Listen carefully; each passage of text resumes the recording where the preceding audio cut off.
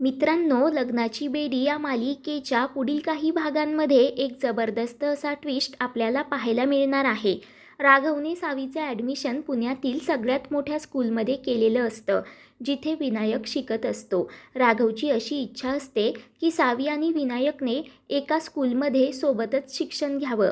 परंतु मित्रांनो, सिंधूला ते मान्य नसतं. सिंधू म्हणते, राघव, सावीसाठी एवढे पैसे खर्च करण्याची काही एक गरज नाही आहे, कारण मी सावीला सगळं काही घरी शिकवते, होमस्कूलसारखं. ती हुशार आहे. तेव्हा राघव विचारतो, सिंधू, तुला सावीच्या भविष्याची चिंता आहे की नाही? पुढे जाऊन इतर मुलांपेक्षा आपली सावी कुठेही कमी पडायला नको. सिंधू म्हणते, मी सगळा काही विचार करूनच हा निर्णय घेतला आहे. तेव्हा राघव म्हणतो, ठीक आहे, तुला तुझ्या दिलेल्या शिकवणीवर खूप विश्वास आहे ना?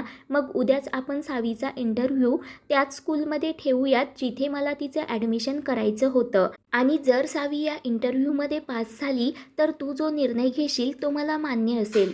त्यावर सिंधू म्हणते, ठीक आहे, मी उद्या सावीला इंटरव्ह्यूसाठी इंटरनॅशनल स्कूलमध्ये घेऊन येते. त्यानंतर इकडे राजश्री सिंधूला एक डायमंड पेंडल गिफ्ट म्हणून देत असते. तर सिंधू धक्क्यानेच विचारते, माझ्यासाठी गिफ्ट का?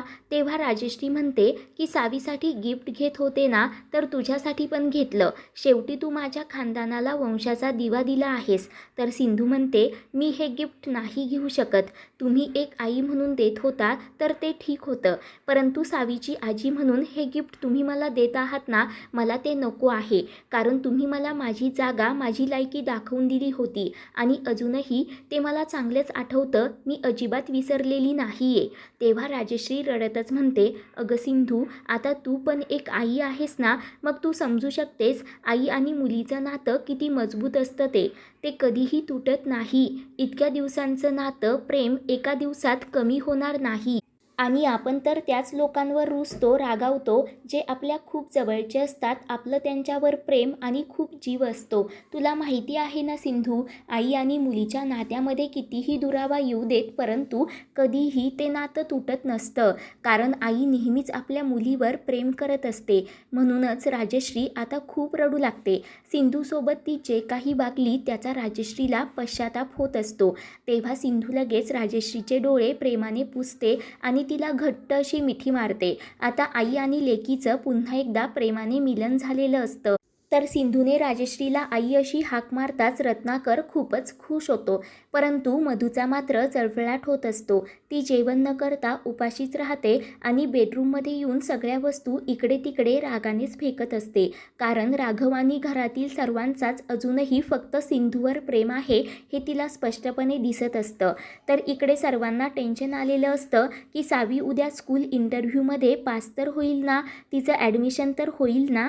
तर दुसरीकडे सिंधू मनाशीच म्हणत असते की राघवला माझ्या होमस्कूलिंगवर विश्वास नाही आहे ना, मग उद्या इंटरव्ह्यू नंतरच कळेल कोण चुकीचं आहे आणि कोण बरोबर ते. त्यानंतर दुसऱ्या दिवशी सकाळी राघव आणि सिंधू सावीला घेऊन इंटरनॅशनल स्कूलमध्ये आलेले असतात. राघव बाप्पाला प्रार्थना करत असतो की प्लीज माझ्या सावीचे ॲडमिशन या स्कूलमध्ये होऊ देत. त्यानंतर आता सावीला घेऊन दोघेही प्रिन्सिपल मॅडमच्या केबिनमध्ये इंटरव्ह्यूसाठी जातात. तेव्हा सावी हुशारीने स्वतःचं इंट्रोडक्शन करून देते. तर प्रिन्सिपल मॅडम विचारतात, सावी बाळा, तुला काय काय येतं? तर सावी सांगते, मॅडम, मला सगळं काही येतं. तर सावी प्रिन्सिपल मॅडमने विचारलेल्या सर्व प्रश्नांची पटापट अगदी हुशारीने उत्तरं देत असते. तर सावीची ती हुशारी पाहून प्रिन्सिपल मॅडम आणि राघव खूपच खुश होतात. तेव्हा प्रिन्सिपल मॅडम सिंधू आणि राघवला म्हणतात की तुम्हाला मानलं पाहिजे, तुम्ही सावीला खूप छान संस्कार आणि शिक्षण दिलं आहे. मी आत्तापर्यंत खूप सारे होमस्कूलिंगचे मुलं पाहिलेत, परंतु तुमची सावी तर एकदम स्पेशल आहे.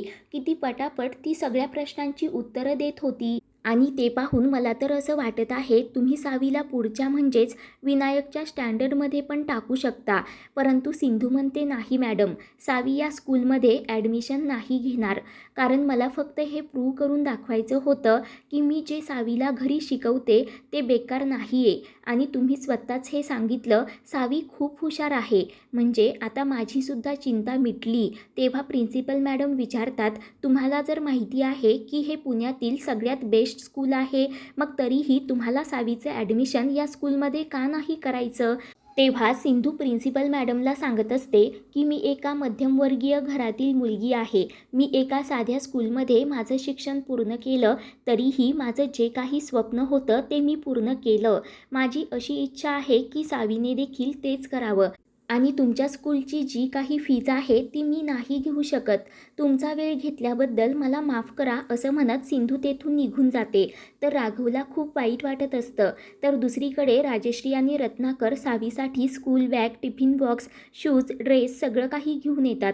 तेव्हा ते पाहून रुक्मिणी काकू चिडूनच म्हणते, अगं राजश्री, अगोदर त्या मुलीला इंटरव्ह्यूमध्ये पास तर होऊ देत, कारण तिच्यासारख्या खोडकर आगाऊ मुलांना त्या स्कूलमध्ये ॲडमिशन मिळूच शकत नाही. आणि ते ऐकताच राजश्री म्हणते, वहिनी शुभ शुभ बोला, सावी या घरची मुलगी आहे हे लक्षात ठेवा. चांगलं जर बोलता येत नसेल ना तर शांत बसा. रत्नाकर पण काकूचा चांगलाच माज उतरवतो की स्वतःच्या मनाची तयारी करून ठेवा, कारण आता सावी या घरामध्ये येत जात राहणार आणि सावीवर कुठल्याही प्रकारचा अन्याय झाला तर ते राघव, राजश्री आणि मी कदापि सहन करणार नाही. तेव्हा ते ऐकून काकू लगेच गप्प होते. तर इकडे ॲडमिशन होत असूनही तू का नाही म्हणालीस, म्हणून राघव सिंधूवर भडकतो. सिंधू म्हणते, राघव, सावीसाठी काय चूक काय बरोबर ते मला चांगलं कळतं. मलाही तिच्या भविष्याची काळजी आहे. म्हणूनच सावी त्याच स्कूलमध्ये जाणार जिथे मी सावीचं ॲडमिशन केलं आहे. तर राघव विचारतो, मग तू सावीचं ॲडमिशन कुठे करायचं ठरवलं आहेस? सिंधू सांगते, त्याच स्कूलमध्ये जिथे तिचे बाबा म्हणजेच तुम्ही शिक्षण घेतलं आहे. कारण सावी आणि तिच्या बाबांचं स्वप्नसुद्धा एकच आहे. तिलाही तिच्या बाबांसारखं एक चांगला व्यक्ती आणि मोठं ऑफिसर व्हायचं आहे. आणि म्हणूनच मी सावीचे ॲडमिशन त्या स्कूलमध्ये घेतलं जिथे तुम्ही शिक्षण घेतलं आहे. तेव्हा ते ऐकून राघवला तर आनंदाचा धक्काच बसतो. तर आता सावीला घेऊन सिंधू लगेच तेथून निघून जाते. तर इकडे रत्नाकर म्हणत असतो की आत्तापर्यंत माझ्या सावीचे ॲडमिशनसुद्धा झालं असेल.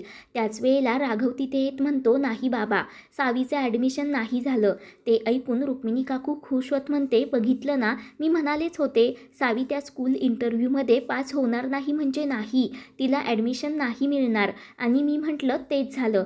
तर राघव म्हणतो, काकू तू गप्पच बस, कारण इंटरव्ह्यू सावीने क्लिअर केला. एवढंच नाही तर प्रिन्सिपल मॅडम सावीची हुशारी पाहून अवाक झाल्या, खुश झाल्या. उलट विनूच्या पुढील क्लासमध्ये त्या सावीचे ॲडमिशन करून द्यायलासुद्धा तयार होत्या.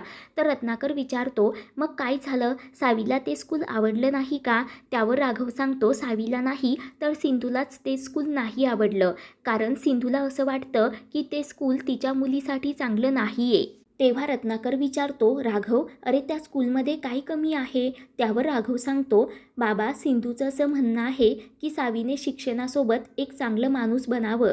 त्या स्कूलमध्ये ती मोठी ऑफिसर तर होईलच, परंतु चांगली व्यक्ती नाही होऊ शकत. आणि ते ऐकून सर्वांना आनंद होतो. पुढील भागांच्या अपडेटसाठी चॅनलला सबस्क्राईब करा.